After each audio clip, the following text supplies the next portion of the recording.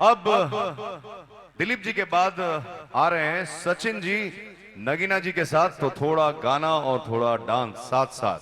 तो रेडी हो जाइए लेडीज एंड जेंटलमैन, आपके सामने सचिन और नगीना जी का एक खूबसूरत पेशकश। नमस्कार, प्रणाम।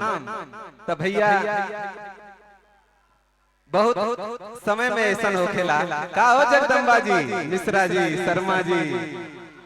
तो भैया बहुत टाइम ऐसा हो खेला, मिस कॉल आ जाली और खूब सतावे। तो हम नगीना जी के बुलाई, ए नगीना जी मिस कॉल लेके आ जाओ। मिस कॉल मारतारू, अरे मिस कॉल मारतारू किस देबू का हो। मिस कॉल मारतारू किस देबू का हो। मिस कॉल मारतारू किस देबू का हो। मिस कॉल मारतारू किस देबू का हो। अपना मसनिया में पीस देबू का हो। अपना मसनिया में पीस देबू का हो। मिस कॉल मारतारू किस देबू का हो। मिस कॉल मारतारू किस देबू का हो। मिस कॉल मारतारू किस देबू का हो। जीवन अब तक नहीं आइले बाड़ी, मिस कॉल ऐसा ही मारी का। तो भैया लोग खुश होकर के इस पर पुरस्कार आया है, सबको तहे दिल से धन्यवाद। तो हमारी आ गई है मैडम जी।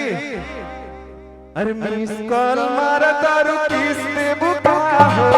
मिस कॉल मारा तारू किस देबू का हो। अपना मसनिया में पीस देबू का हो। अपना मसनिया में पीस देबू का हो। मिस कॉल मारा तारू किस देबू का हो। मिस कॉल मारा तारू किस देबू का हो। मिस कॉल मारा तारू किस देबू का हो। सौरभ जी त्रिपाठी जी 100 रुपए का पुरस्कार दिया है।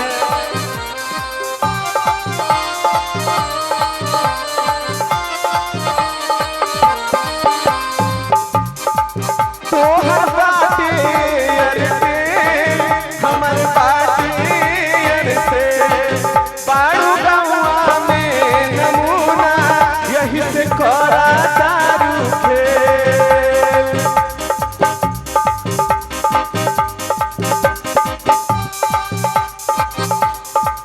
तो हर बाटे अरते हमर बाटे अरते पारू गवा के नमूना यही से सारा तारू खेल।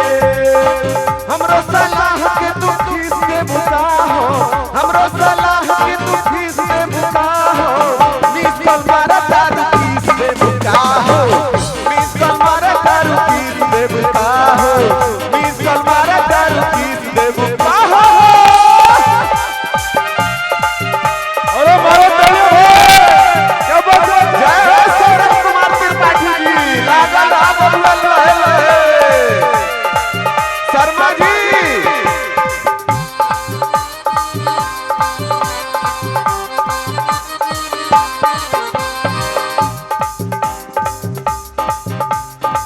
हम तो जाना तानी ना पाना जीना ए गोरी।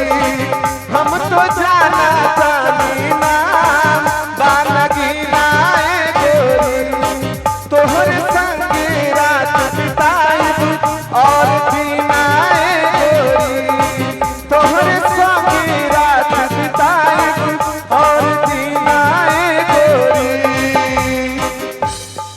तो का कहल जाला, एकर नाम बा नगीना। और जब जोश ले ना तो आदमी मर जाए पानी पीना। अरे हमरो सलाह के तू फीस दे बुका हो। हमरो सलाह के तू फीस दे बुका हो। मिस कॉल मारा तारू किस दे बुका हो। मिस कॉल मारा तारू किस दे बुका हो। मिस कॉल मारा तारू किस दे बुका हो। मिस कॉल मारा तारू किस। सौरभ त्रिपाठी जी 100 रुपए का पुरस्कार।